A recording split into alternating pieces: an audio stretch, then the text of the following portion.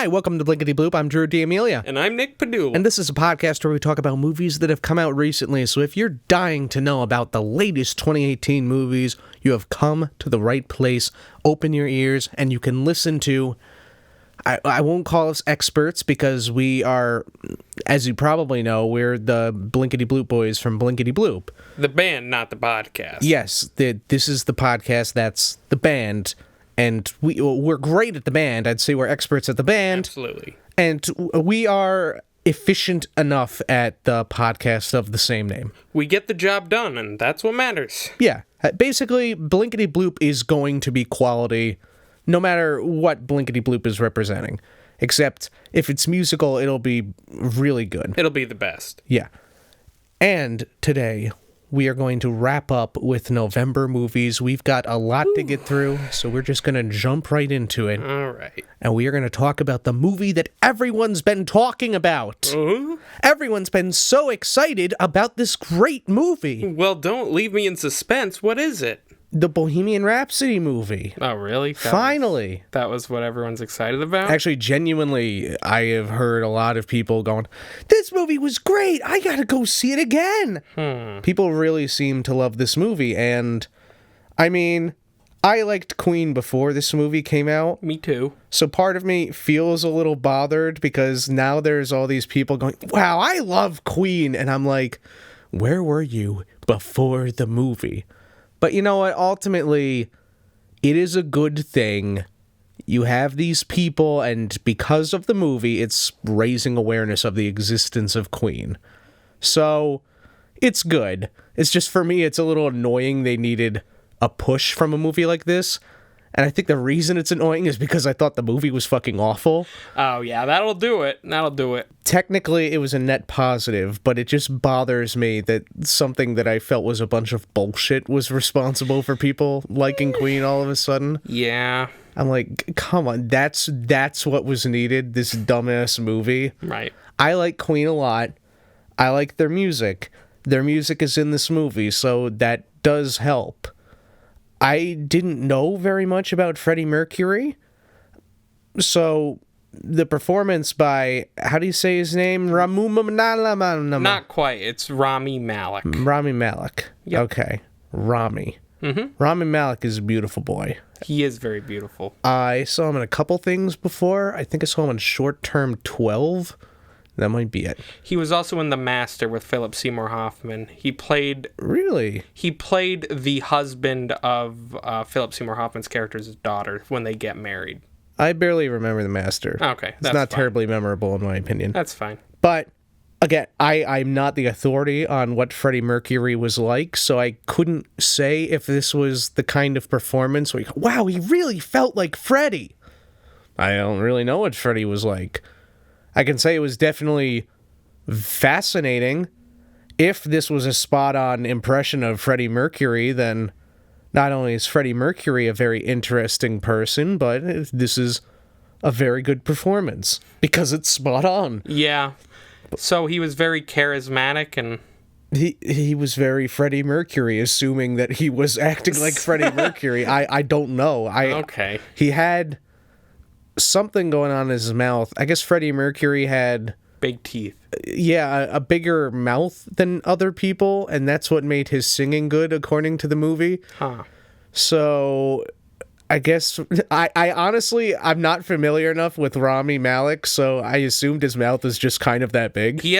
Rami Malek has a very little mouth, so I think it's a very, specifically quite little. He's usually very thin-lipped. Oh. I think I could have sworn I heard something about them putting some, not prosthetics, but something in his mouth to kind of expand his... Yes, that's what I've heard. Okay. And I am very curious to see a mouth-to-mouth comparison. I genuinely am. But you know what I was more curious about? What? Seeing the Sacha Baron Cohen version of this movie.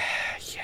Because I heard that they were going to make a Queen biopic, and I don't care about making biopics about musicians. I don't know that I've ever enjoyed one. Amadeus. Yeah, of course you would fucking immediately point out an example of one that I did like. Fine, sure, but there's a lot of bullshit out there. Okay, yeah. I'll There give will you be that. a lot more bullshit. Absolutely. Think of all the bullshit we don't have yet that we will get. Skrillex, the movie. Well, no, I'm talking the obvious shit. We don't have a awful Michael Jackson movie yet. Ooh. I can see Billy Joel getting a shit movie. Yeah. They're already covering Elton John soon. Right. Apparently the Beatles had some shit movie, but they need a mainstream shit movie. Exactly. Other rock bands, the Rolling Stones, maybe. The possibilities are endless, Nick. They sure are. But Sacha Baron Cohen is extremely talented. Mm-hmm. And a lot of people don't realize that because they think he's just the silly guy that shows his penis. I'm like, there's so much more beyond the cock. Yeah. But, in movies like Hugo and Les Mis, and there's some very good nuanced performances from him. Even Sweeney Todd, where he plays an obnoxious Italian, he showed he had depth. he's clearly very smart and very good at what he does, so I really trusted him to make a fascinating Queen movie. And ultimately, he left the project because of creative differences, and from what I hear, the band was sort of creatively in control with how the movie turned out. And the band didn't like the direction Sasha was taking it in. Maybe he was showing his dick to too many people. I mean, Sasha is a creative guy, and I can't say that the band are not creative people. They helped make some great music, but that doesn't mean that they could make a great movie. I mean, they proved that they are not capable of making a great movie, because if they had as much creative control as I think they did, it wound up turning into a bunch of shit.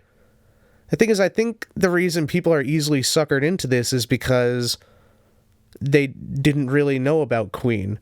That's what I think is happening, is people either didn't really know about Queen, or they just kind of forgot about Queen and went, oh, wow, Queen, cool. Yeah.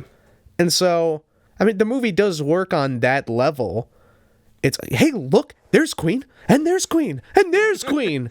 And then credits. Like, wow, we sure did do a lot of Queen. I mean, it ends with literally basically a recreation of a concert. I think it was Live Aid. Live Aid, right. There's nothing creative about it. There's nothing even particularly important about it. It's just the concert. And it's virtually the whole thing.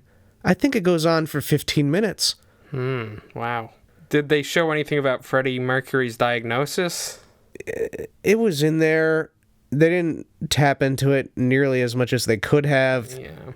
Him being gay was in there. They didn't tap into that nearly as much as they could have. They would. But they showed that Queen existed, and I think that's why people liked it. Yeah. And boy, did they just have some painful moments. Like, here, I'll kick you off with this one. Okay. Freddie Mercury, before Queen, is really a big deal. He's just with a girl, and he plays this tiny piano melody on the piano, and you immediately recognize it's the opening music melody from Bohemian Rhapsody. And the girl comments, oh, that's pretty nice. And Freddie goes, it has potential. And the whole audience laughs, going, ha ha ha, we know that's going to be a really big song. And it just kills me how obvious this movie is the entire time. Yeah. I mean, they have a moment where they're showing the Bohemian Rhapsody music video come out. At this point in the movie, Bohemian Rhapsody was just released. And they show quotes from critics because Bohemian Rhapsody had a mixed reception at the time. And these quotes are talking about how Bohemian Rhapsody wasn't that good. So they're basically saying, see, look, Queen was right the whole time. Queen was right. Look at what all these critics were saying at the time. They were so wrong. And the audience is just sort of laughing along, going, ha ha, those critics didn't know better. Queen was right. And that's what the whole movie is not just saying, hey, there's Queen, there's Queen, there's Queen. It's also going, Queen is always right. Isn't Queen great? And I'm like, I get it. Do you have anything else to say? Freddie's gay a little. Oh, okay, keep going. What? Queen's always right. No, God. Like, and it keeps going. It's stunning. Maybe the most painful part, we'll get this one out of the way, is that Mike Myers is in this movie. Okay. He's playing a record guy that basically gives thumbs up or thumbs down to what Queen wants. And Freddie Mercury is going, we just made the greatest song ever. It's called Bohemian Rhapsody. Scoodly-doop. And the record guy is going, this is a very avant-garde song.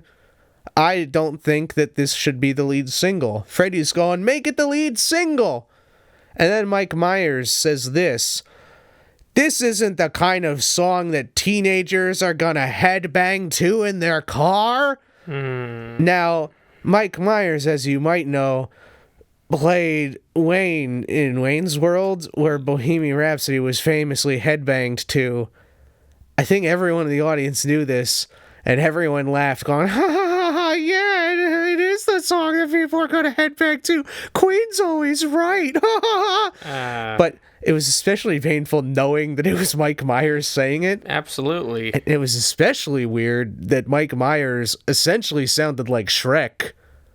He had a Scottish accent? Yes, he basically, it just sounded like Shrek telling Freddie Mercury he couldn't do Bohemian Rhapsody. That's bizarre. It was very weird and very painful. I bet. The movie sounds like it has this obnoxious fourth wall breaking thing going on where it's like, hey, audience, remember this? Instead of letting the events speak for themselves, it just sounds like the screenwriters went wild with this shit. Well, what's embarrassing is that Queen is very good. Yeah.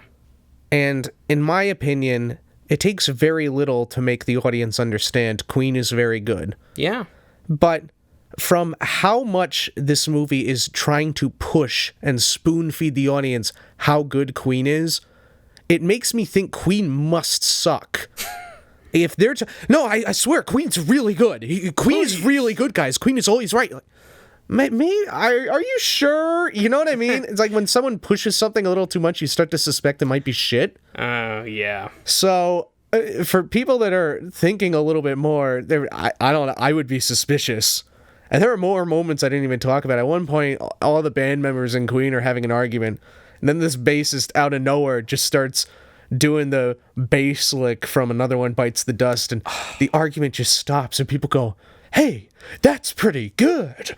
God, the bassist goes, it's gonna be the next thing if you guys will just stop arguing and start playing. And I'm dramaticizing it, but the fact is this is a moment that actually happened, and the fact that even made it in at all. And here's the thing, that was a moment where, hey, look, the bassist was important. This was clearly the Freddie Mercury show. Everything about this was how Freddie was amazing. Right. And I guess if there was a moral to this story, it wound up being, oh, it's not just about Freddie. The whole band is important. But it's weird in a movie that's clearly completely focused on Freddie and absolutely not the other bandmates that they would try to push. Freddie's not really that important. Oh, that's weird because Freddie has easily had double the screen time as everyone else. But I feel like you're sending me mixed messages here. Maybe a little bit. I'm not even sure the bandmates even believe that. Yeah. But yeah, that was one moment where, oh, look, a bandmate did something important. And then there was another bandmate that went, the audience likes it when we tell them to do things and they get to interact. So I came up with this. Everyone repeat after me. Boom, boom, pa, boom, boom, pa.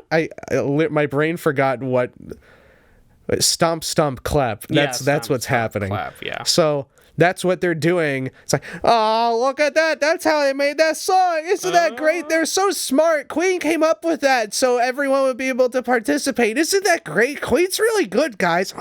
I understand that it might be a little interesting to see, oh, this is how we came up with the idea for the song. These are the origins.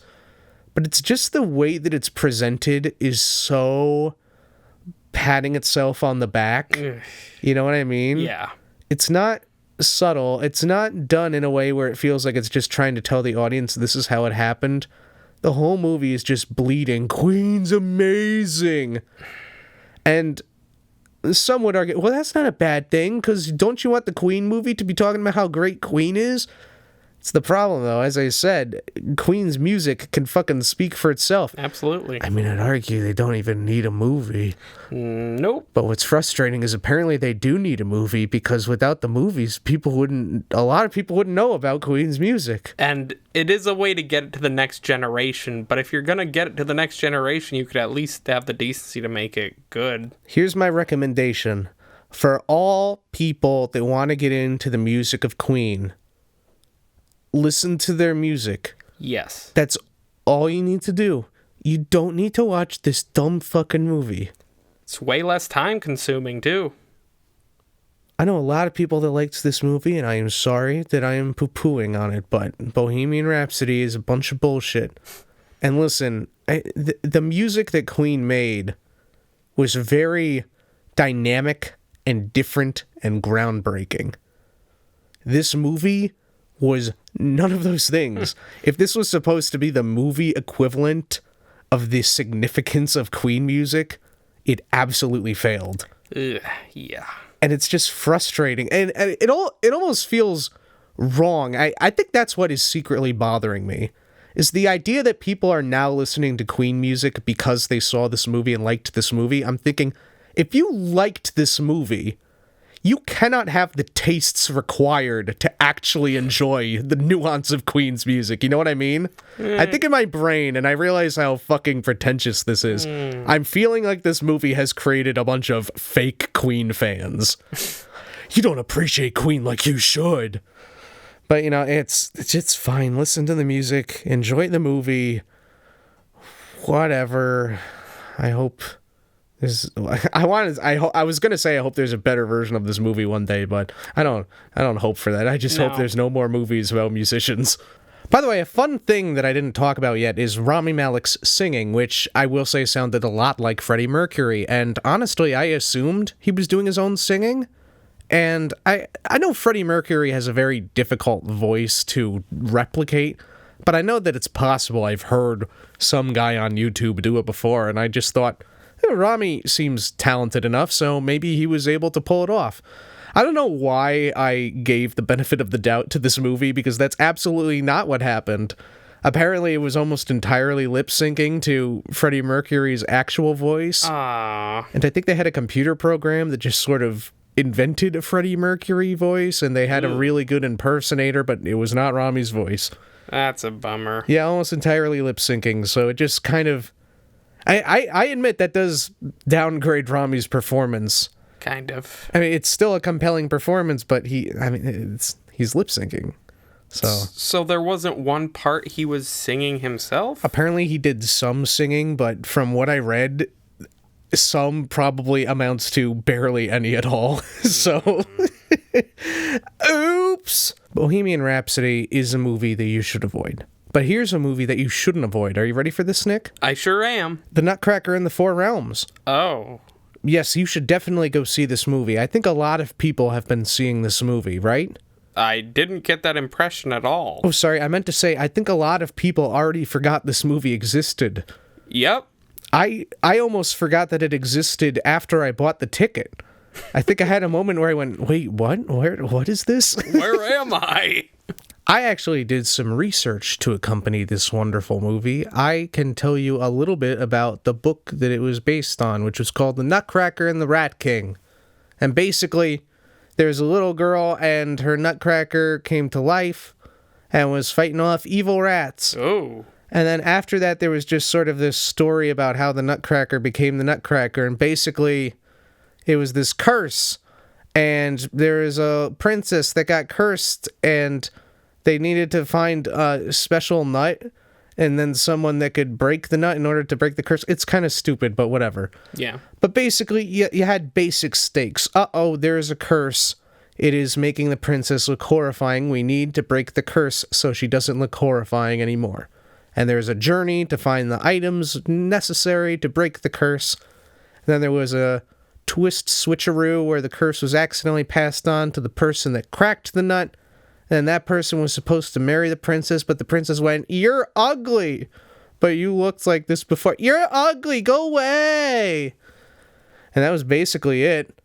Oh. Yeah, a bit of a bummer, actually. Yeah, that doesn't sound like a very good fairy tale at all. So then this was turned into a ballet. Yeah, by Tchaikovsky. Yes, and his music is definitely eclipsing the popularity of the actual ballet, I think, although apparently the ballet is still rather popular. Yeah. This ballet mostly doesn't do much. It has the same beginning where, oh, the Nutcracker is alive and fighting the rats, but then the other half, they remove the story part and go, what if we danced? and that's basically it. And again, I didn't do a deep dive into this research, but there's reason that I am sharing this information with you. It's because I really wanted to understand why Disney made the Nutcracker in the Four Realms. The first thing I wanted to know is this a retelling of the classic Nutcracker story? Because I thought maybe their incentive here is they want to bring the Nutcracker to a new generation. And the answer is basically no. Okay. This is kind of doing its own thing. It was the worst of both worlds. It was trying to be a sequel while at the same time changing all of the details that came before it. So it was for no one, I guess. But so it was its own Nutcracker story, just trying to bring love into the world with its Nutcracker splendor or something. Let me point out that the Nutcracker was called the Nutcracker because more or less the Nutcracker was the main character, or the character that had a lot of attention on him. And in this story, the Nutcracker isn't there. There are Nutcrackers, but they're just... You know how movies will just have goons, that, just disposable soldiers? That's what the Nutcrackers were in this movie. They were just attack guards that were just disposed of very easily. Basically just toys that were brought to life. So wait, the Nutcrackers were bad? Yeah, basically. That's weird. There are also many Nutcrackers, so I'm not sure which Nutcracker they're referring to when they say the Nutcracker. Yeah, that's weird. So there's no, lead Nutcracker anywhere? Absolutely fucking not.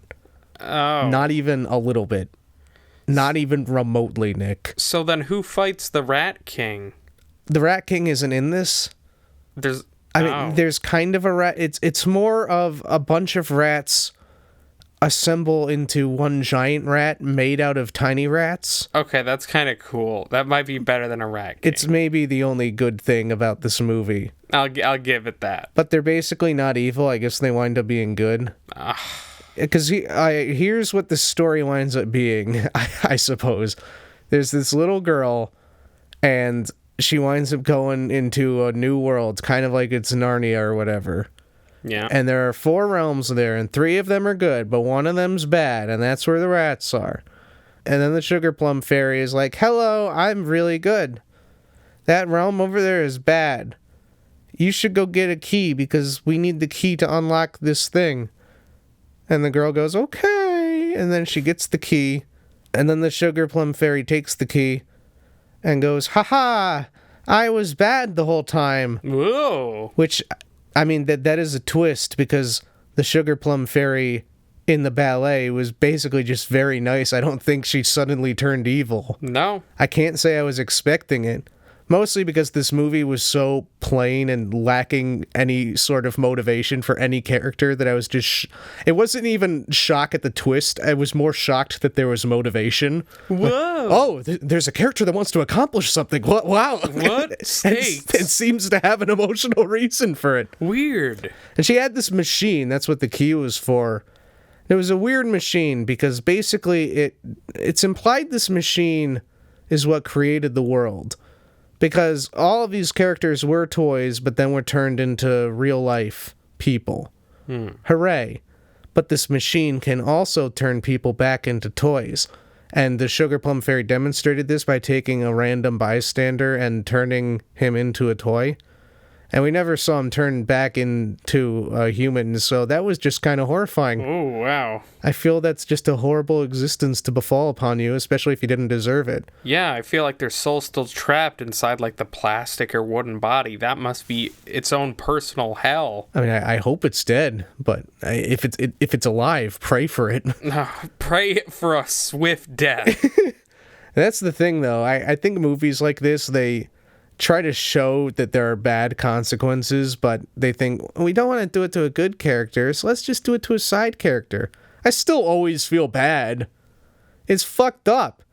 And it winds up happening to the Sugar Plum Fairy at the end of the movie, and I'm still like, does she deserve that? That feels a little intense, guys. Here's what's confusing, though, is that the Nutcracker toys that exist in this universe, which that alone is a little confusing because it's a universe of humans that used to be toys, but they also have toys. So I assume What are they gods? And let's not think about that. Yeah, no. Essentially, these nutcrackers are turned big, and you think, oh, that must mean they're alive and they're going to be humans, but they're just giant sentient nutcracker robots, basically.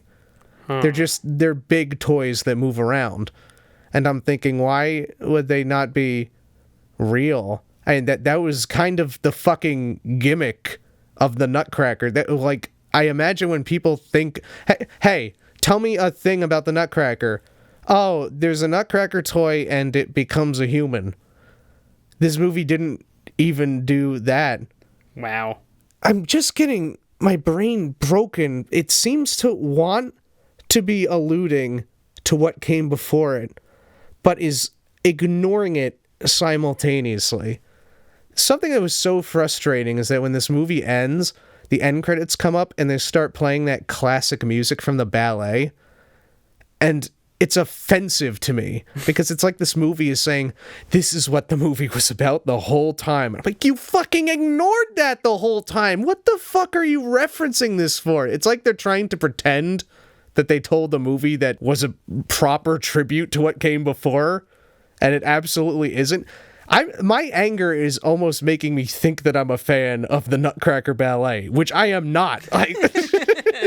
Maybe that's how this movie works. By being so bad, it's getting me to like and respect what came before. Wow, impressive. Well done, then. I guess so.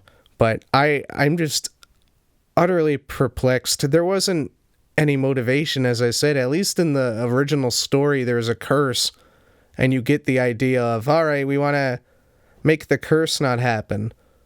But in this, they're like, go get the key. Why? So we can open this thing. Why? It'll do a good thing. Okay. Like, it just seemed like everyone was going through the motions. No character seemed to really need to be there, and so it just made the movie feel like it didn't need to exist. Okay. What did Morgan Freeman do? Oh, he was the inventor. This was a character that was in every incarnation of the Nutcracker, as far as I know. He's the toy maker. Okay. And so he went, hello, I make toys. Go on an adventure. He was basically in it for one scene. Gotcha. And he had an eye patch. I guess that was nice. Okay. I just cannot wrap my head around the fact that this is a movie that came out. I don't know what to say. How is this a thing? I can tell you what I did at the end of the movie. I was alone in the theater, and there was a crane machine at the movie theater I went to, and it had a bunch of rubber ducks. And so I went, yeah, sure, I want a rubber duck, and I got a rubber duck. And I'm in this theater, and I'm just fondling this rubber duck the entire time. It was consensual. Okay, good. But I'm just getting gradually filled with this rage. And then those end credits happen, where they're playing that music. Yeah, isn't this great? It's just like the Nutcracker you remember, except we were clearly ignoring that Nutcracker, but we're pretending that we are still that Nutcracker. And do you even know what the Nutcracker is? But did you like this new story? And by the way, I should point out that when you hear that music, you can vaguely picture the kind of dancing that you would see to this music. And it's the original music. It's not like they add a sick beat on it or anything. It's just the original music. Okay. And yet you have people doing this absurd modern dance to it. Ooh. That is just very street, I guess you could say. It's way too wild. It doesn't fit at all. And I guess that's a really fitting representation of they're taking elements from the original Nutcracker and just completely ruining them. Okay. Though at least they took the music. Honestly, having that music in the end credits was the most that this movie borrowed from previous Nutcracker incarnations. And it was during the end credits. So they didn't use any other music from the original? To my knowledge, it didn't show up at all during the movie. That's weird. But what I did is I took my duck Okay. and I just threw it at the screen. Well, And I was way in the back, and I made contact with that screen. great. And I fucking hightailed it out of there. So, listen, the Nutcracker in the Four Realms may confuse me indefinitely, but one thing that I can say with certainty is that this is the movie that I threw a duck at. Yeah. I can take solace in knowing that that is and will remain a fact of my life. I've got one very important question for you about the movie itself, though. Okay. Did you get the duck back? No. Oh. I don't like the duck that much. Okay. Honestly, I think the duck was a little relieved. Yeah, maybe. Though now I feel a little bad for the duck because I left the duck to just be in that theater where the duck would have to suffer through that. Oh man, that duck didn't deserve that. You should have just killed it. No, yeah, I should go back and kill, I'm sorry, duck. I'm gonna mercy kill you. Thank you, I've seen the Nutcracker the Four Realms 87 times and I still don't understand it. And you just lower a pillow over its face. It's all over now. Like a little tiny duck head-sized pillow. Not even a big pillow, just a tiny custom-made pillow for smothering rubber ducks. Go to sleep. That puts me in the Christmas spirit. Yes. You know what else puts me in the Christmas spirit? What? Creed 2. Oh. You know about Creed 2? I'd say it's one of the better sports movies I've seen in a while, and it's very hard to get me invested in a sports movie unless there's some real powerful emotion backing it up. Now, did you see basically, how many of the Rocky movies did you see? Like 3 or 4. Okay, I saw 1 through 5. I did not see Rocky Balboa. That one didn't really matter. And, I mean, I heard it was good. It was fine, but it didn't pack a punch. So that's one of the Rocky movies you did see, Rocky Balboa? Yeah, I did. It was okay. Wow, so which of the first 5 did you see? I saw 1, I saw 3, I saw 4. Well, then you saw more than 3 Rocky movies, Buster. You saw 4 of them. I'm not good with the maths. Okay. So, did you see Creed, the first Creed? I did not. Okay, I did, and it was an excellent movie. It's by the guy that wound up doing Black Panther. He did Fruitvale Station 2. I mean, before Black Panther, I just thought it was cool that the guy that did Fruitvale Station is getting to do the new Rocky movie. That's crazy. Yeah. Of course, that's just paling in comparison to, oh, you did Black Panther. Yeah. But it was a surprisingly good movie. I mean, I really like Michael B. Jordan. He's great. And there was something very compelling about Creed's story because, yeah, his dad is dead. And Rocky does have a weird relationship to that death. But, ultimately Rocky was friends with Creed's dad. And then Rocky becomes Creed's trainer. Mm-hmm. He trains the son of a guy that it just all seems to fit. You know what I mean? Yeah. It didn't feel like there was more to do with Rocky, but then, and also it just felt dumb. Like, why do I give a shit about Creed's son? Who gives a fuck? But you got to take a chance on it. And if you do, and you're willing to watch the movie, you just start rooting for Creed. Yeah. And basically, Rocky can't be Rocky forever. I mean, Rocky's still in Creed, and he's just as Rocky as ever. I mean, he's not fighting as much, but that's not what people loved about Rocky, really. No. It was his personality. Yeah. And Stallone is still so amazing at Rocky. But he is. If you're willing to take a chance on it, you kind of, to keep it going, you got to pass the torch off. Right. And so they passed it to this new character. And at first, I just thought, Creed, who cares? It's not the same as Rocky. He doesn't pack the same punch. But now, with Creed 2, I'm just thinking, yeah, Creed is a name that I am now beginning to affiliate with the same kind of power as Rocky.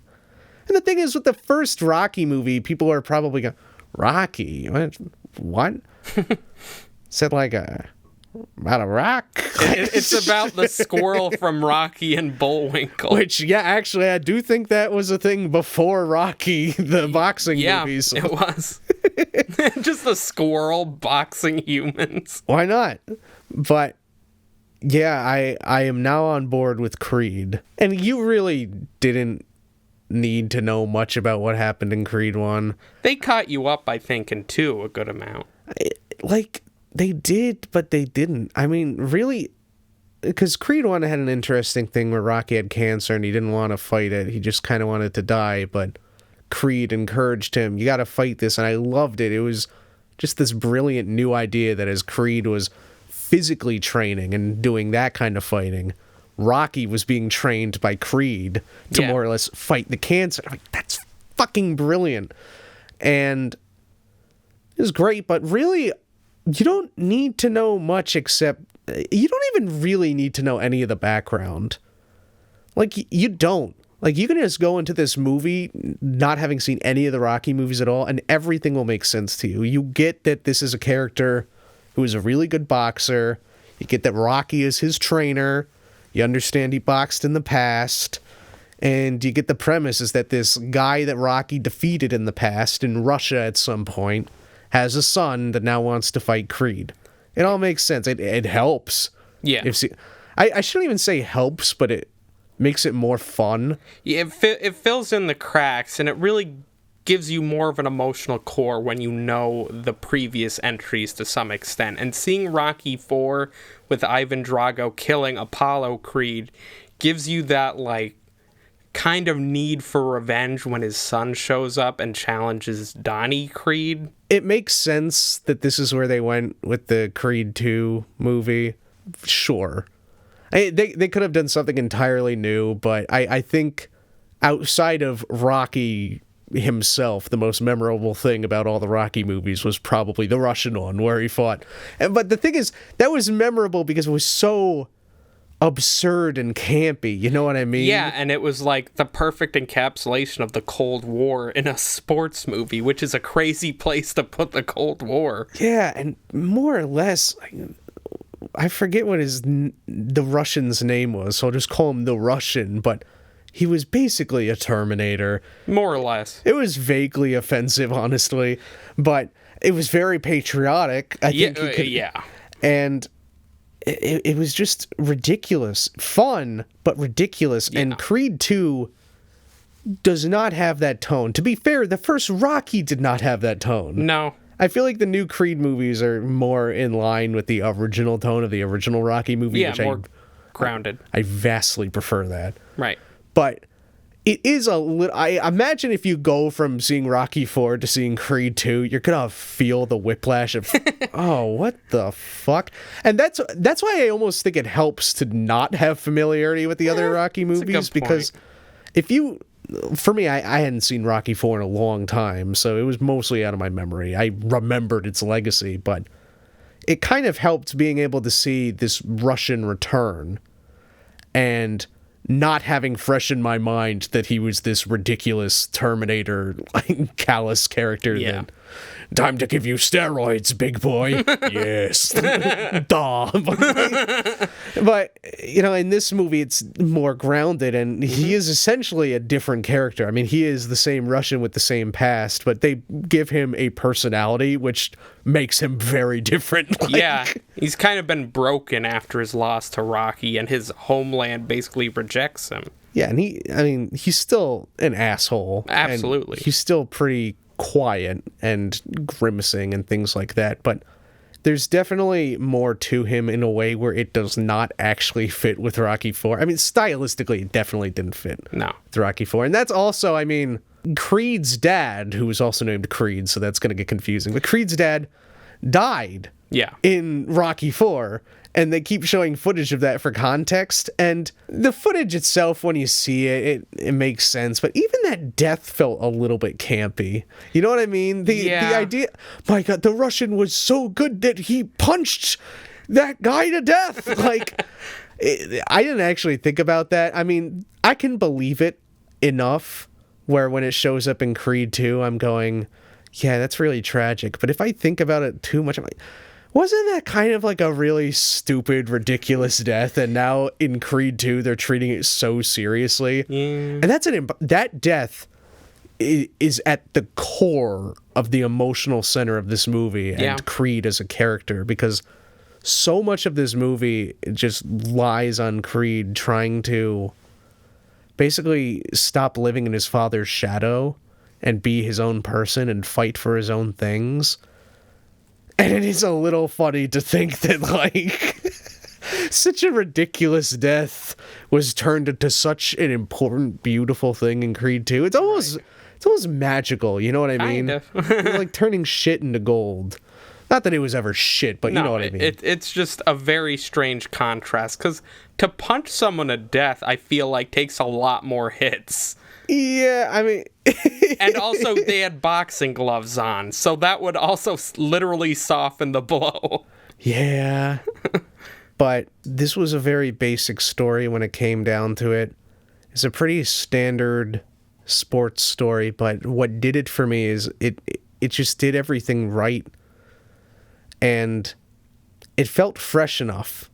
I don't feel like we have too many of these movies coming out these days, so No. it was just nice to see what felt like another great Rocky movie. Mm-hmm. Rocky is amazing as always. He's so natural. It's insane to me. Because honestly, I watch Sylvester Stallone as Rocky and think that's just how Sylvester Stallone is in real life. And it's not. No, because he's a director of film. He's doing a character, and it's insane to me. That's how good he is at that role. But Michael B. Jordan is so good, too. He's great. As Creed. Everyone's great in this. Tessa Thompson. Yeah. The mom. Creed's mom is so good. She is. And the Russians, that was the biggest surprise, is that essentially the Russian who got defeated by Rocky, he has this backstory now where, as you said, he was shamed by his country, and ultimately his wife wound up leaving him. Mm-hmm. And as it turns out, this Russian had a son, and basically that kind of devastated them. So the father, Russian, has been training the Russian son, and it's not like whipping him with the belt or anything, but clearly being very aggressive about it. Absolutely. And really pushing his son. But at the same time, there's this whole emotional thing. It's not just, we have to be the best. You get that they hate being shamed. Yeah. And it's just kind of amazing. Rocky 4 was pretty much going Russia bad. Yeah. And this movie, thinking about it, is kind of doing the same thing. It's not doing it in as offensive way, but it's definitely implying, and, you know, it's not exactly a bad time to have another movie being like, I don't know about Russia. Like, Yeah. Lines up.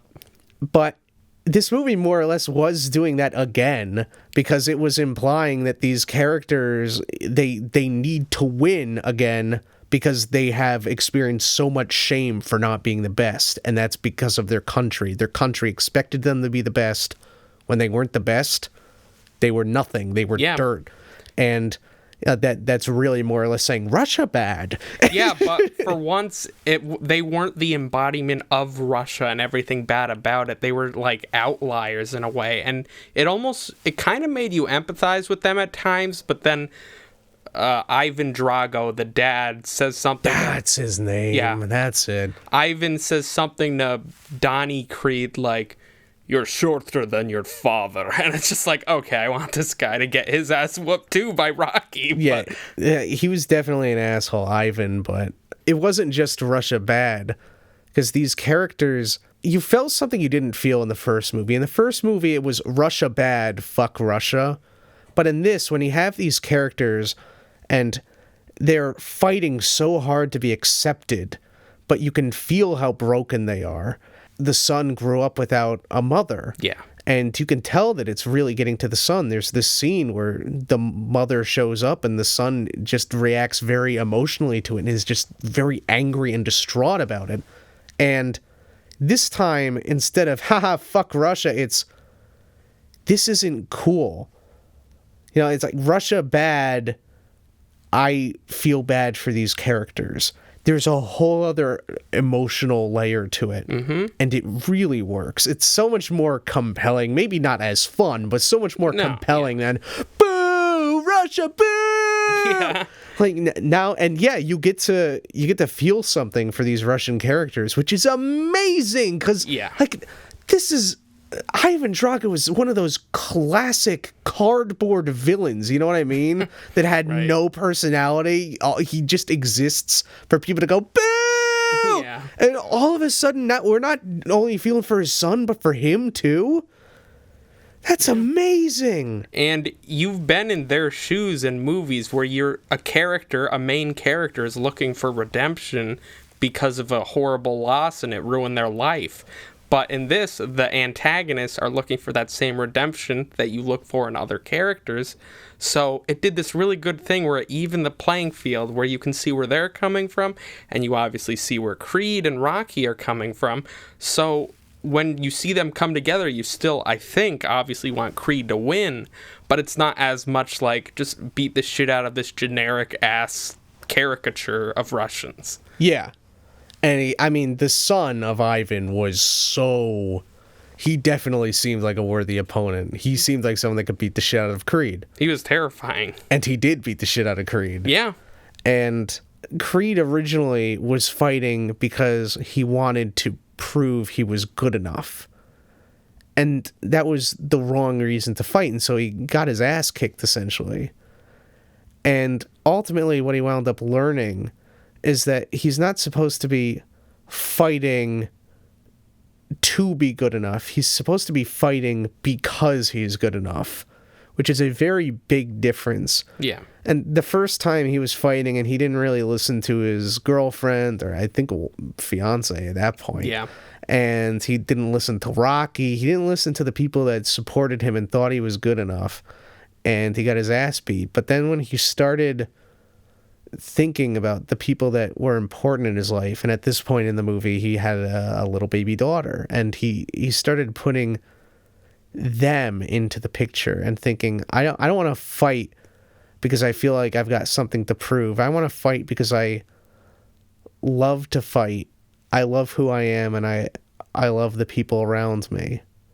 I want to fight for the things that make me feel good, not fight so I can feel good. Yeah. You know what I mean? And Rocky kept emphasizing from the very beginning, why are you fighting? You gotta fight for the right reasons, because Rocky knows his shit. He does. And he was right as fuck. Of course. And it was just beautiful to watch that emotional progression. And there was one scene that was so amazing to me. And it was when Creed had to watch the little baby daughter, and he was trying to get the baby daughter to not cry. He didn't really know what to do, so he just wound up taking her into the gym. And no one was there. It was quiet and things like that. He just lightly punches the punching bag while looking at his daughter. And then he kind of begins to punch it more while looking at his daughter.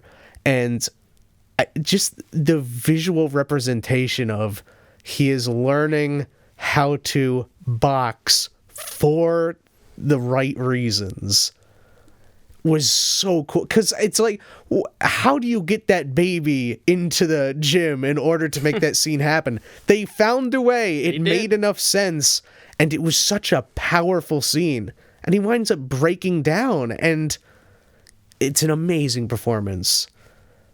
And it's so good. I just found the emotional arc so compelling, and they did the fights well. It was some really intense stuff. And fuck, that final fight, that one moment where the Rocky theme comes in was so fucking good. Yeah. It was amazing. I'm really excited because I thought Creed was great, and I genuinely had doubts about Creed 2.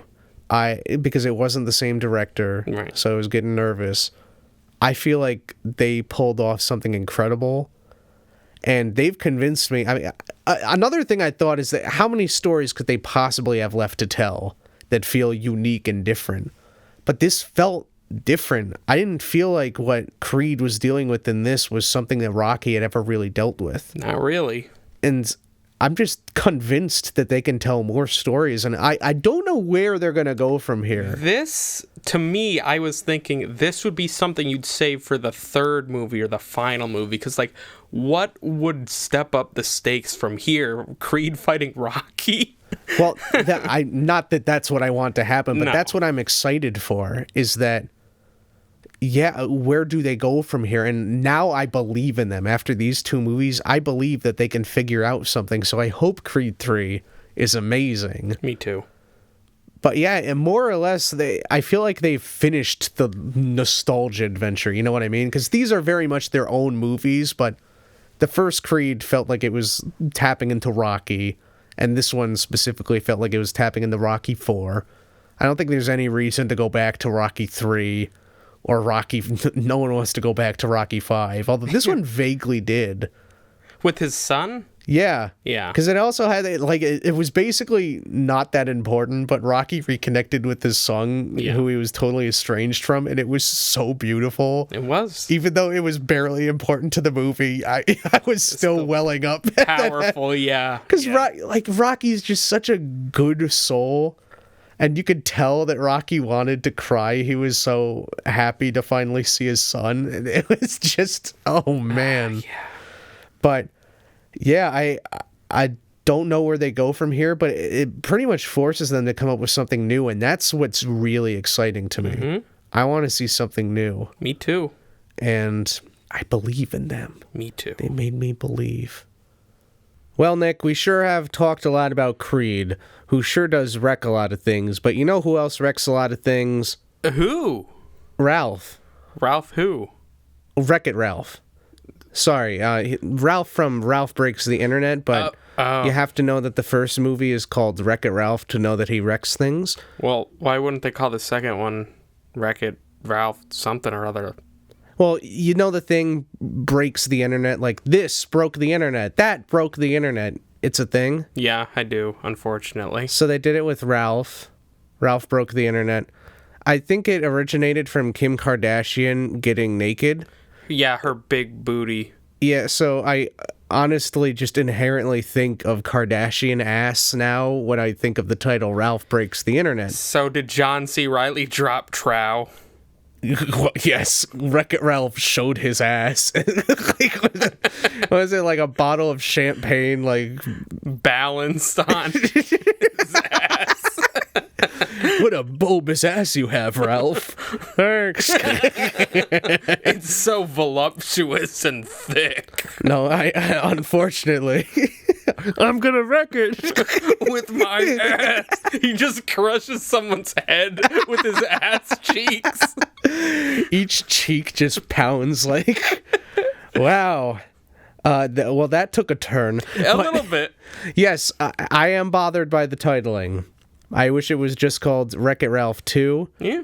I feel like Ralph Breaks the Internet is, I suppose it's an accurate enough title, but it's not something I feel will stand the test of time, really. No. It's weird because some of the promotional material were kind of advertising this as Ralph Breaks the Internet, Wreck-It Ralph 2, which I feel like if you're going to do something, it should be the other order, like Wreck-It Ralph 2, Ralph Breaks the Internet. Yeah, that makes sense. But I don't know. I guess they wanted just a shorter title. So I honestly thought it was a big title, but then I realized, no, they just called it Ralph Breaks the Internet. Yeah, but I do remember seeing, I think in posters and stuff, like you mentioned Ralph Breaks the Internet, and then in a little like circle, like a little button, it says Wreck-It Ralph 2, and I'm just like, yes. Why even bother? Yeah, I don't know why they would even bother with that. But listen, apparently when Wreck-It Ralph came out, I had a post on Facebook. Facebook has this fun little feature where you can see memories from the past. And I had a status shortly after Wreck-It Ralph came out where I said, I hope the inevitable sequel to Wreck-It Ralph is as good as the first one. And it turns out I was right. They did wind up making a sequel. I liked Wreck-It Ralph. My biggest problem with it was I really liked the idea of a video game world, and it felt big. Like there was a lot that could be explored. It took place within an arcade world, so it felt finite enough, but I still felt like I wanted to see a good chunk of games be explored. Some of them could be main locations, but I wanted to see a lot of game jumping, you know what I mean? And ultimately, we really only saw 3 games. One of them was basically the whole movie, and it was this candy world. And the thing is, when you spend so much time in the candy world, it stops feeling like this is a video game movie, and it starts feeling like this is a candy world movie. Yeah, that happens to involve racing randomly. Yes. So I don't know. I felt that it could have pushed a little more on the premise. There were definitely video game aspects, and overall it was still a really satisfying movie. I liked it a lot. But that's what I found myself wanting. Yeah, same here, more or less. And if they were going to do a sequel, I thought, well, that's great. They can just go into more video games. I was actually thinking it's almost good that they didn't do that in the first movie because it gives them room to explore more video games in a sequel. Makes sense. But then I learned that the sequel was going to be them exploring the internet. Now, I should have reacted with disappointment, thinking, oh, well, I feel like they have a lot of video game stuff they still could have tapped. But honestly, despite the fact they were skipping over video games and jumping to the internet, I felt excited because video games are a cool setting. The internet feels like a huge, epic setting to me. You know what I mean? Because the world of video games is one thing, but the internet is just, it's literally enormous. It's a huge network.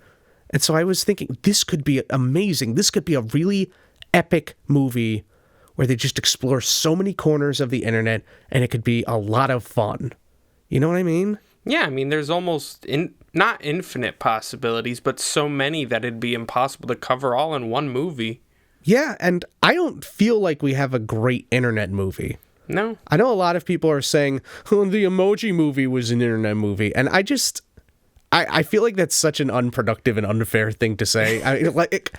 Because the Emoji Movie, to me, I guess in some ways it was technically an internet movie, but I don't feel like it was trying to be an internet movie. I think it was more trying to be a phone movie. Yeah, like apps and stuff. Yeah, that's the thing. People can shit on the Emoji Movie all they want, but when they say, we already have an internet movie, it's the Emoji Movie, I'm like, well, don't say that. Then you're basically saying the Emoji Movie's important. Like, don't assign importance to a movie you're shitting on. Like, just ignore it and say we still have room for a big internet movie. Well, what are you talking about? The Emoji Movie is a part of cinematic history. It broke ground. And you know what? People were saying about the Emoji Movie that it was ripping off the plot of Wreck-It Ralph. And now people are saying the sequel to Wreck-It Ralph is ripping off the Emoji Movie. Wow. Like, what the fuck are you talking? Like, if it's ripping off anything, it's ripping off itself, which means it's not a ripoff. It's just expanding upon its predecessor. Like, you know what I mean? But yeah. Whatever. People don't like thinking very much, I guess. Nope. The thing about Ralph Breaks the Internet is that I didn't feel they really explored nearly enough of the internet. Now, I get that when it comes down to it, there's only so much that you can do in a movie, and you gotta spend time in one place for one scene, and that means you can't spend time in a bunch of other places. I get that you have to have structure and things like that. And to be fair, I do feel ultimately, I guess there were 5 websites, we can call them, that were explored in the internet. So it was doing better than the original movie in terms of where the locations were, how many there were, how much time we spent there. There wasn't one location where I felt you spent way too much time in. So that was good, I guess, but I don't know. It didn't feel like enough. I can go through the settings. You have eBay is a setting. And I think the problem with that is that eBay, when you break it down, is not actually an interesting thing to see adapted into a world because eBay is auctions in the real world, except they're put on the internet. So I think the fun of exploring websites is taking something that is exclusively for the internet and then kind of breaking it down and, making an inventive thing out of it. But with eBay, it's just an auction. And so literally when they go to the site, it's an auction like you would see in real life. And I'm thinking, well, yeah, that's what eBay is. It was a very boring thing to see. Yeah. Like, at least with Twitter, and this is not one of the websites, they just glossed past it, but they had a bunch of little birds that were tweeting out thoughts, and I went, okay, well, that's an idea. I don't get how that works exactly, but no. Fine, I get it. Haha, Twitter. But yeah, eBay is not something that's... Why would you want to see that website? You know what I mean? Yeah. I guess I can say this now. I thought that it was definitely possible to make a movie about the internet that was not dated. I know that it's difficult to, because with the internet, the nature of it is that there's a lot of information and things are always changing. So I get that there would be certain aspects of it that might get dated, but I feel the internet is just a big part of the world. And I definitely feel that there are basic ways that you can tell a story about the internet where people 20 years from now would be able to latch on to it. And I guess the way to do that, I mean, in theory, websites like Twitter and Facebook and YouTube are gonna be around for the foreseeable future, like decades and decades from now. The internet, it's weird to think about that because the internet is very young, technically. And so we don't know. I mean, you got things like Macy's that's been around for fucking ever. I'm like, well, that's basic. These websites could be around for over 100 years. It's too early to tell if they're going to be dated or not. So I don't know that it's a bad thing to have them in here, but it might be a better idea to just kind of invent your own websites. And I get that that's always annoying. Like, oh, we got a head book or something stupid like that. You know what I mean? Yeah. But I feel like that's the way to play it safe, just in case these websites don't wind up existing or having relevance in the future. It's still a website that has this function and it makes sense. I thought of an example that would not work if they did it a few years ago. MySpace. Yes, that's true. And there are some websites that just crash. Because I remember seeing in the trailers, Snapchat was one of the locations they show in the distance as they're flying through the internet, and I'm like, that's going to be the next MySpace. It seems like that's dying out. And that was not a location. Yeah. Confusingly enough, they showed YouTube existed in this world, but one of the locations was BuzzTube. Oh. I'm glad they did it. I'm thinking, all right, that's good. You're making BuzzTube, so if YouTube winds up collapsing, you can't say, oh, man, they fucked that up. No, they invented something with BuzzTube. What's confusing is the rest of the movie is using real websites. So you're looking at BuzzTube and thinking, why is it BuzzTube? And you're also thinking, wait, I saw YouTube earlier in another scene.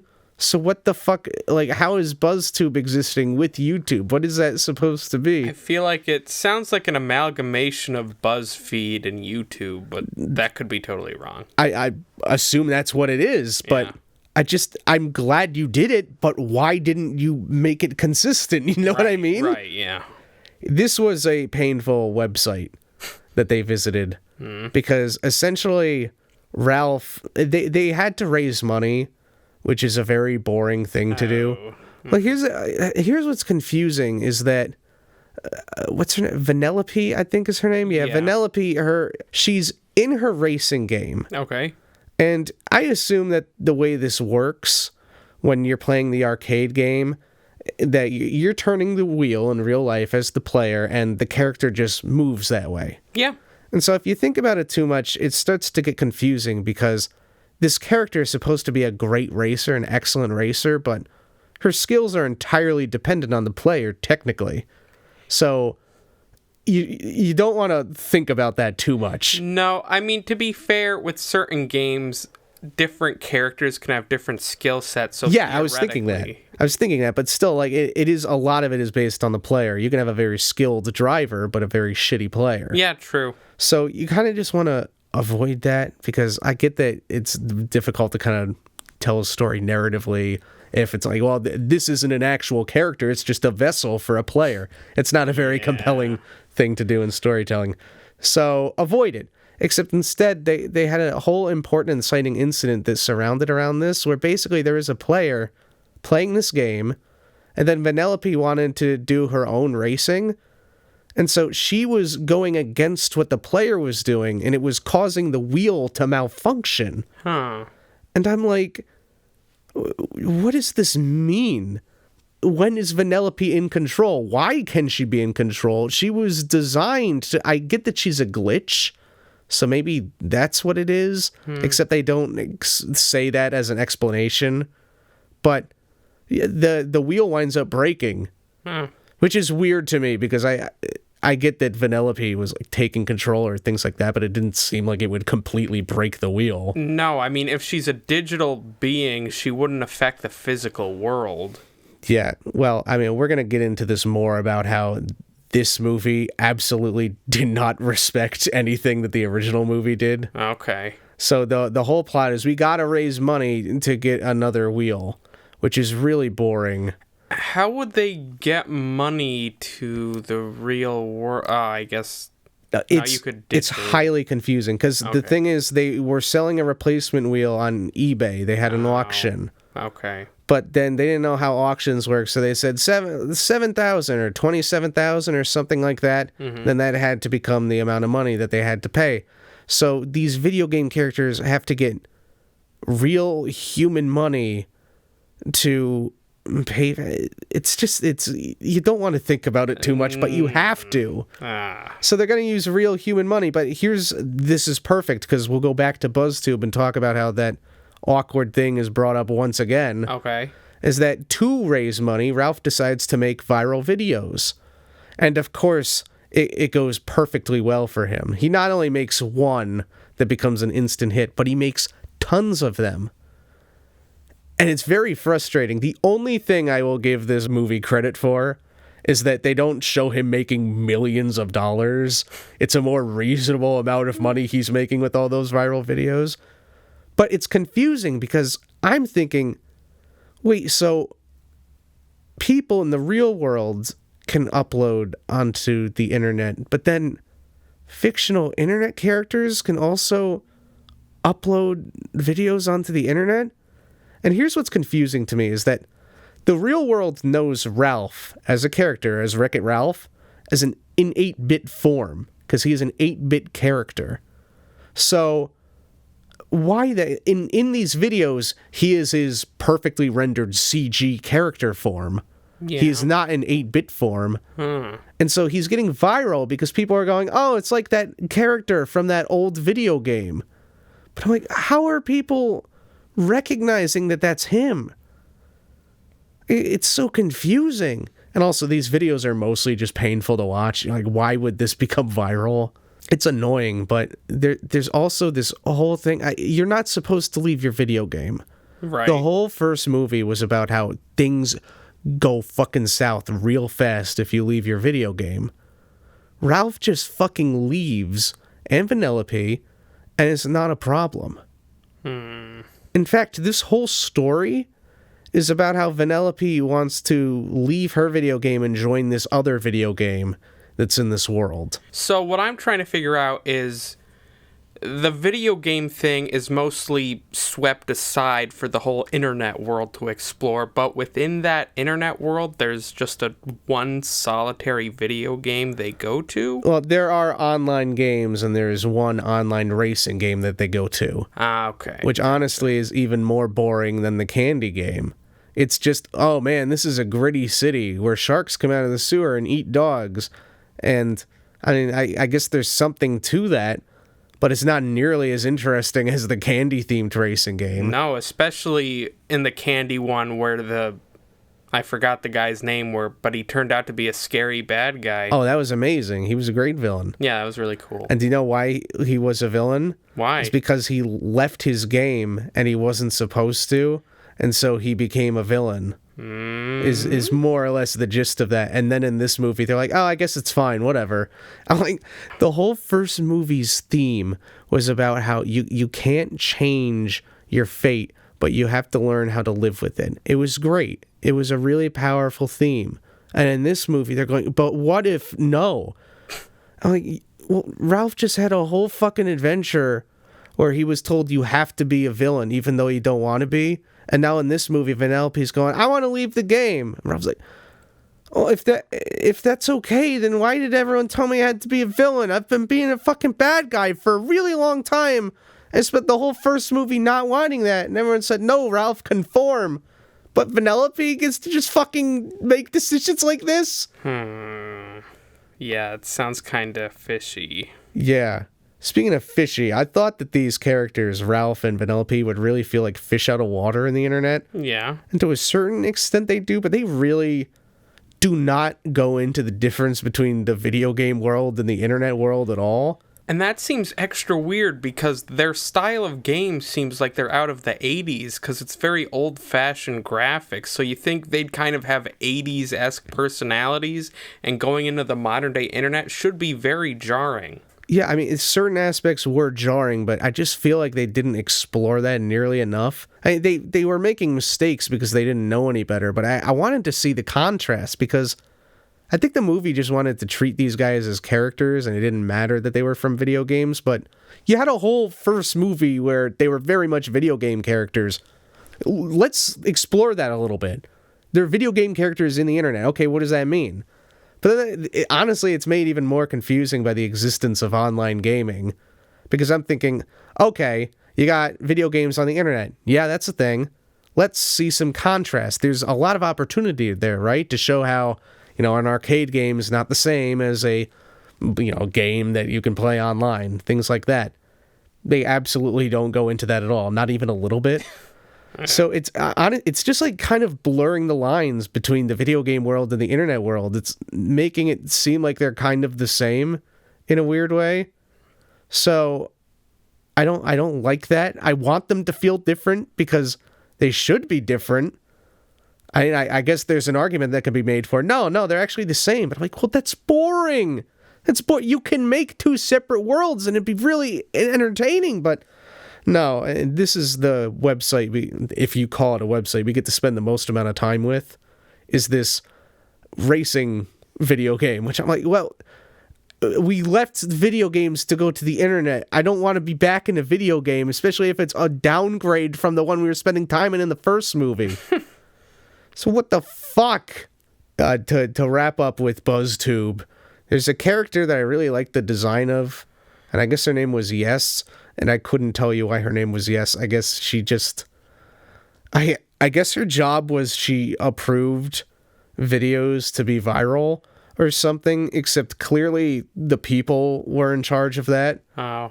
People that were watching the videos. So I don't exactly know what her purpose was. So was she like the like button? I don't... Thumbs up? I don't fucking know. She threw hearts at people when she liked them. Okay. She felt like she could have been a really interesting character, and then she wasn't. So whatever. Those are those websites. Okay. We've knocked out those. What's left? Hold on. We did the video game one. We did BuzzTube.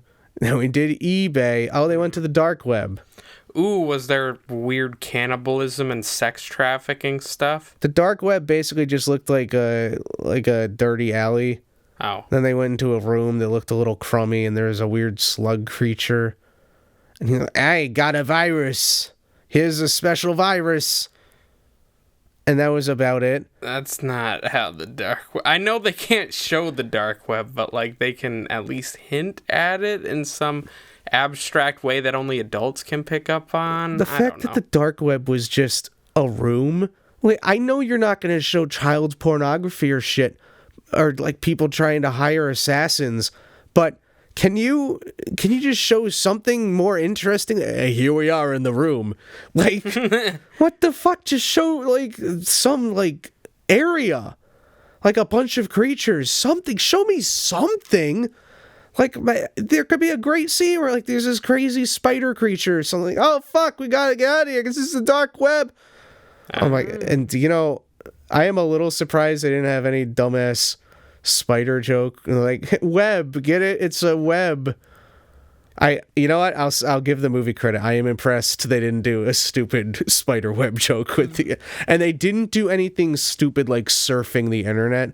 Oh. Except that almost feels like a missed opportunity. I feel like that could have been interesting. Maybe. Like, I'm kind of comparing it to Inside Out. And, like, that had the train of thought, and it was an actual train. Right. And that is technically, that's cheesy as fuck. But it was just kind of cool. You're like, oh, yeah, nice. Surfing the internet. I feel like there might have been something there. Yeah, now that I think about it, it would be cool, like, if they were on a body of water and each part of the internet was, like, a separate island and they'd, like, surf into them, maybe? That could be cool. If only. I shouldn't complain too much because they do visit a fair amount of websites, and there are other things in like they tackle viruses, they tackle commenting. They tackle pop-ups and spam and things like that. And actually, Bill Hader plays a spam character who is probably my favorite character in the movie, because basically spam is characterized as more or less people trying to sell shit on the street, like just bums, like, hey, I want to take this flyer. Like, and Bill Hader just played the character really well. Like, he was a seedy character, but he was also kind of a nice guy, I guess. There was something, I wanted to know his story, but yeah, you had elements, but I don't know, the virus thing was kind of explored a little bit, but it could have been way more interesting. They went into commenting, and that's a big thing, but no. Basically, they showed Ralph reading some comments on one of his videos, and they're like, Ralph is stupid? I'm like, yeah, that's how tame that comment is, right? And Yes said, you never read the comments, and Ralph was sort of crying a little bit, but went, it's okay.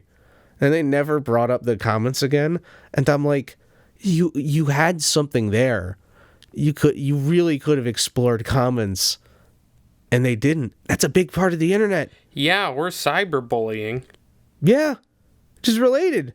And spam, I don't know, I guess that doesn't need to be explored. I'm glad they mentioned it at least, but I feel like there's other things. I wanted an internet movie to feel bigger than this. I feel like they could have easily visited other websites. It doesn't have to be for a long time. Okay, Monsters Incorporated for an example. Like, with all those doors, you kind of want to go through a lot of them. Now, ultimately, you only go through so many and spend a lot of time there. But in that last sequence, there's that big door chase, and they're constantly going through all of these doors. And that's satisfying. You're like, okay, I feel like we've gone through enough doors. Yeah. Great. They don't have to go spend a whole bunch of time at all these websites, but I just want to see them go to different places. And they don't. And the places they do go to, eBay? I don't give a fuck about eBay. Welcome to the dark web. It's a room. Fuck you. Welcome to BuzzTube. It's confusing because you already saw YouTube. I don't even think it's a studio. Because basically Ralph made viral videos there. So I'm thinking, oh, it could be like a big movie set, like a whole production studio. Kind of like going back to Inside Out, how the dreams were a production. I don't even think that's the gimmick they had here. I think Ralph was just kind of making the videos. So this shit is just boring. And the racing game, like, fuck you. That's basically not even the internet. Like, no, it's basically... Really. So that... I wanted this to be epic, and it just wasn't. But there was something I liked about it. I gotta say this, the animation was amazing. It's very, very good animation. And I thought it had a very bold theme, because essentially this was about how Ralph really wanted things to stay the same between him and Vanellope, and he didn't want Vanellope to go anywhere. He was very comfortable with the life they had and all this time they got to spend together. But Vanellope basically wanted to move to the internet. She wanted to move to a different game, and that would mean that Ralph wouldn't be able to see her as often. And the story wound up being about kind of toxic friendships in a way, which was really interesting. Essentially, it was making a statement saying that Ralph needed to be able to let Vanellope go, and it would be sad, and they wouldn't be able to see each other as much. But it was the right thing to do, because that's what friends do. And, I mean, for personal reasons, that hit me at the right time, and it was a good theme. And I liked the way they did it, too. Basically, a virus wound up creating a bunch of Ralph clones, I guess you could say. They were just reduced to almost zombie-like versions of Ralph, where when they saw Vanellope, they went, friend! Which, basically, it was a manifestation of Ralph's insecurity, which was, I don't want my friend to leave me. That was the villain. A literal manifestation of his insecurity about not having a friend with him as often anymore. That's interesting. So that was the main antagonist, more or less, just a bunch of hymns? Yeah. And at one point, it was kind of cool. They basically all came together in a giant conglomeration to form a giant Ralph. Wow. Which was really cool, but occasionally you'd see a close-up and it just looked really weird. Like all these... The way the Ralphs were positioned, it almost looked like they were like having an orgy like, while making this bigger Ralph. But I liked that theme a lot, and I really liked how they made it sad. By the end of the movie, Vanellope did go to the other game because, fuck the first movie and their rules. So she moves to the other game, and I don't get how that works. But again, we're just supposed to say, oh, fuck the first movie, like, whatever. But Ralph is sad. And the movie shows that there's hope. Like, you can build another life. Ralph starts having cookouts, I think, with other friends, and he distracts himself, and he finds other ways to have fun that in time that he used to spend being with Vanellope all the time. And it shows how they talk to each other, they keep in touch over a phone, and I'll be able to visit in 2 months, Ralph. 2 months, that's not too bad. Ralph is clearly still sad. It's not the same, but I like how they portray it. It feels very real and honest, but at the same time hopeful. Right. And that's just a great way to address that theme. There's a bit of a problem, though. One, it kind of fucking comes out of nowhere. There's sort of building up to it the whole time, but when it finally happens, you don't exactly feel like the rest of the movie was leading up to this. But here's the big problem, is that when you have the internet, and you want to think of some kind of theme that you could have with the internet, this big, epic network, what would you think? And for me, I would think connectivity. That's literally what it does. It brings people together. It makes it easier than ever to communicate with people. It shrinks the world. And they picked a movie about the internet to tell a story about people being driven apart. That sounds like it would be an interesting move, but it just works against the theme they're going for. Because Ralph is, I'm so scared that I'm not going to be able to see you. And I'm like, well, because of the internet, it's easier than ever. Because the fucking... this movie is, like, disproving its own thing. It's trying to have this, like, heavy moment, but I'm like... There's the internet. And also, it's just confusing logically because it took Ralph, like, no time at all to go visit the internet. They got there in, I don't know, 2 minutes or something. So I don't understand why Ralph can't constantly visit Vanellope and vice versa. Yeah. It's not like they were working in the same game at the arcade. So, I mean, they can do their jobs and then just see each other. It's like they're 5 minutes away from each other, basically. It doesn't make any fucking sense to me. But, hey, listen. What? There's one thing that I've been avoiding talking about. I know. You know? I'm aware. Okay, so in the trailer for Wreck-It Ralph 2 is what I'll call it. Uh-huh. They had all the Disney princesses, and they made a whole big thing out of it. Let me explain right off the bat why I hate this. Disney can make fun of themselves. It's okay. They did it with Enchanted, and I thought that worked pretty well. They invented new characters. They kind of mocked fairy tale tropes. Sure. And in certain ways in their own movies, they've always been a little subversive of themselves. In Moana, there were a couple lines about, like, you're a princess, you have a talking animal. And it's in there. They're kind of making fun of themselves. But for the most part, they're doing them. You know what I mean? Yeah. Or when they are making parodies, it's removed enough. They're creating a whole new story in order to parody their universe.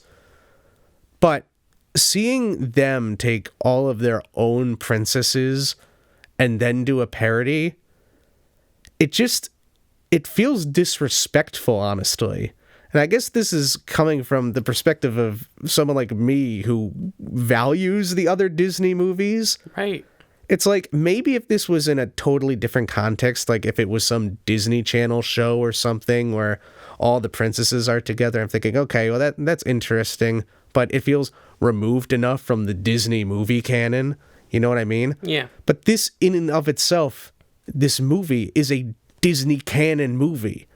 It is, like, in there, in the lineup with The Little Mermaid and Frozen and shit like that. So, it's just...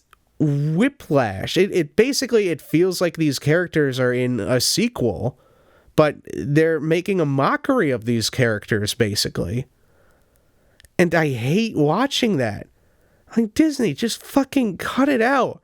And also, can I just say, like, the reason these princess characters show up is because one of the websites they go to is Oh My Disney. I'm like, that's going to be one of your fucking 5 destinations for websites? Are you kidding me? Show me fucking something else. I don't need to see more Disney. Show me eBay, sure, that's different. I could theoretically not know about eBay. I probably know about Disney. Like, Yeah. if they're going, okay, people that are going to see this Disney movie, what are they going to know about already? The number one thing I would assume is Disney movies. And they're gonna go, well, let's visit them. No, I don't give a fuck. Like, don't show me more Disney. So they show the princesses, and I don't think it works. I mean, I don't like Shrek the Third at all, but they had famous princesses too, and that worked because it felt removed. You know what I mean? They would make fun of Rapunzel, Cinderella, characters like that, but it didn't really feel like, oh no, the Cinderella from the Disney movie is being made into a mockery in Shrek the Third. They felt like separate characters, you know what I mean? Because they were. But in this movie, it's all the princesses. They barely look different. No. Maybe if their designs were totally different or their voices were different, but from what I know, they got all the voice actresses back. Ow. The designs were not very different. I mean, a lot of these characters started as traditionally animated and now they're computer animated, but I hated it. And I thought that it might be a short enough scene, but it really kept going on. How long would you say? It was at least 3 minutes. It was excruciating because it was, they had that scene in the trailer. Yeah. And I thought, okay, that's hopefully going to be it. But then it kept going after that.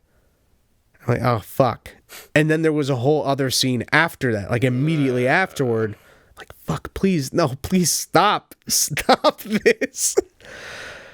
It did finally end when C-3PO came into the room and went, princesses, there's another quiz coming up of what Disney princess are you? You're needed for this. And that's another, yeah, apparently their existence in the internet, people can take a quiz going, you're the most like Mulan. And so Mulan comes out and goes, hi, I'm Mulan. Oh. And I'm like, that's what their existence is reduced to now? Are you kidding me? That's depressing. So a lot of people are going, the princesses stole the show. To me, it just doesn't work at all. Doesn't sound like it. I guess the reason people are able to say it steals the show is because they're not thinking enough. And I know that's rude, but I think I have a different way of movie going than other people where I suppose I'm taking things a little more seriously. I'm thinking about it more. Where other people, they're just going to have fun. And so when they see the Disney princesses and they're being made fun of, they're like, ha, that's fun. That's a very fun moment. And they're not really thinking about it in a broader context or anything. I tend to contextualize things, I suppose. So it was pain. But then it came back. I thought the princesses were gone because I didn't see them for a while. But at the very end, it's the big ending. Ralph is falling down a building. And all of a sudden, all the princesses show up and they say some line like, oh no, it's a man that needs help. Because basically, that was like a joke that, oh man, men are always clumsy and princesses are there to step in and save the day. Ha ha ha. Isn't that funny? How all princesses are being reduced to like having to save men, even though all these characters are supposed to be nuanced and different. That's fun. So they show up again. Again, I thought that I was out of the woods. And then they all come back. Literally, the moment they all come back, my nose starts profusely bleeding. I can barely explain why. I really feel like my body just went time to bleed. Like I think I had a physical reaction. Like some kind of membrane just broke from how upsetting a scene that was. The best explanation I can muster is that I spent so much time with my face contorted in insane cringe positions that maybe the crazy faces I was making caused something in my nose to bleed. Yeah, maybe like a vessel burst from your rage. But still, the timing, where exactly when the princesses show up a second time, my nose immediately starts bleeding. Yeah, that doesn't seem like a coincidence. So I technically, I only got glimpses of what that scene was, but it looked really painful. Like, basically all the princesses were teaming up to save Ralph, and then, like, at one point, Ariel was in a waterfall, and Elsa used ice powers, and I get how people are like, oh, this is fun, they're all teaming up, isn't that great? I'm like, no, I don't want them to. I want them to be separate, because they belong to their own worlds with their own stories. Don't bring them together like this.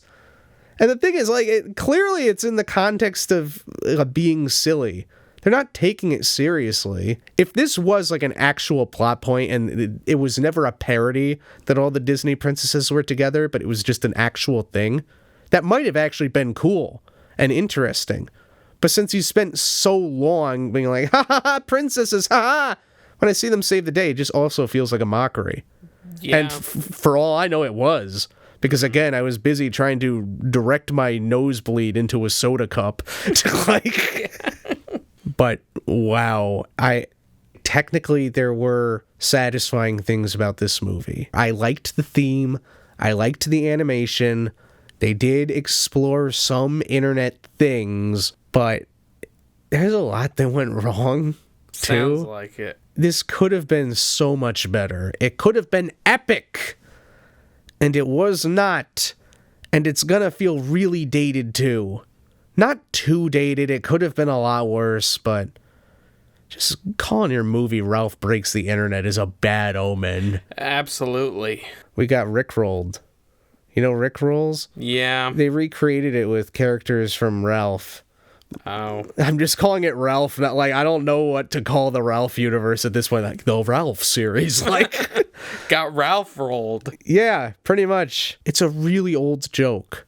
Yeah. There are ways to still make it funny, but they did not. It was just a very basic Rickroll. The only thing they did is like, oh, well, it's with Ralph characters now. I'm like, I don't. That doesn't make it funny. That just makes it vaguely intriguing. Like, oh, look, it's Ralph instead of Rick Astley. I'm like, oh, whoopee. Wow. But what a disappointment. I don't want them to make another movie because I just don't trust them anymore. I don't even know where you'd go from the internet anyway. Again, the internet feels like an epic fucking setting, and what's left behind the internet? Real life. I was just thinking that, but I'm like, I don't. Wouldn't that just be boring as hell? Like, yeah, he's just like, time to file my tax. Yeah, like, who gives a fuck? But you know, for all I know, that's what's gonna happen. Ralph files his taxes. Wreck-It Ralph 3. Anyway, I think that is enough talking about November movies. That's it. That's all the November movies that we've seen at the very least. And I mean, at this point, I thought it'd be one episode, but it's now 3. And it's basically the end of December already. Yeah, it's crazy how time flew. November was really stuffed. It was hard to keep up. What better way to spend the holiday season than listening to movies that came out a month ago? But whatever, what are you going to do? I actually thought of something we can do besides talk about movies. And you're going to like this. It's related to the band. Okay. And it's related to the holidays. Okay. All right. So, it's a festive time of year. People have all these traditions. What's one tradition that really stands out to you in terms of the holiday season? Giving gifts? Yeah, that's one. But what's another big one that's associated with music? Listening to Christmas music? Yeah, but this one's more active, more involved. Caroling? Exactly. So, what I was thinking is we do our own unique mix on caroling, but instead of going house to house through different neighborhoods doing classic Christmas or Hanukkah or Kwanzaa jingles, we do our own songs.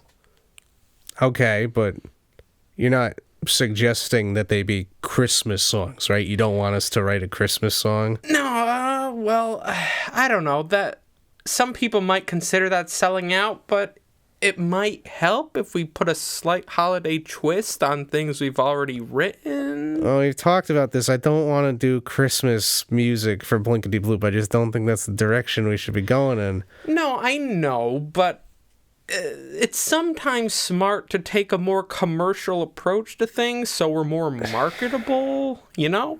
I think you're onto something with going door to door and doing our song, basically doing a concert to people. It's great. We can essentially, I don't want to say trick them into listening to our music, but and I guess that's kind of what is happening, more or less.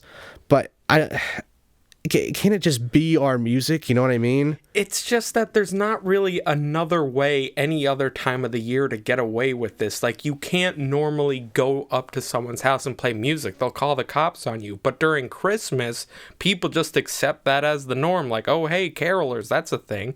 So if we do that, I feel like we need the holiday aspect, or else they'll think we're just weird music people stepping onto their property illegally, and that'll get them to call the cops. Yeah, but Christmas was yesterday. Like, this is already irrelevant.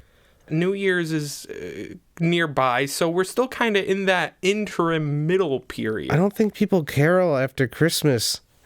I mean, we can, start a trend. Well, listen, I am okay with the idea of let's go caroling even though it's not Christmas. I think that's a good idea. We could do that any month. In April, we should just go door to door and do Blinkity Bloop songs. I think that's a really smart idea. I think they're going to want to listen. That is a good point. I will concede to that. I don't know. I think you're onto something. I'm not feeling Blinkity Bloop Christmas music. You know what I am feeling? What? I'm feeling like going to Fisherman's Media. Oh. Well, yeah. We're already here. Yeah, but I mean, Fisherman's Media is the place where you should also feel like going. Ah, okay. Not you, but like people in general, Hollywood people, yeah, and other people too. Mostly Hollywood. If you make movies, come to Fisherman's Media. They'll take care of your audio.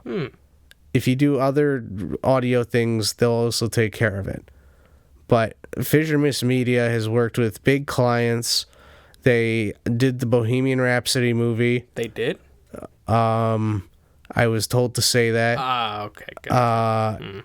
So, they're a big deal, and they've worked with big clients like that great Bohemian Rhapsody movie. That was all Fisherman's Media. Wow. Yep. I did not know that. Yeah, neither did I. Huh. So come to Fisherman's Media, and you can be like that great Bohemian Rhapsody movie. You sure can. I was told I had to mention it 3 times. That was 3, right? Yeah. You Okay. hit it. Cool.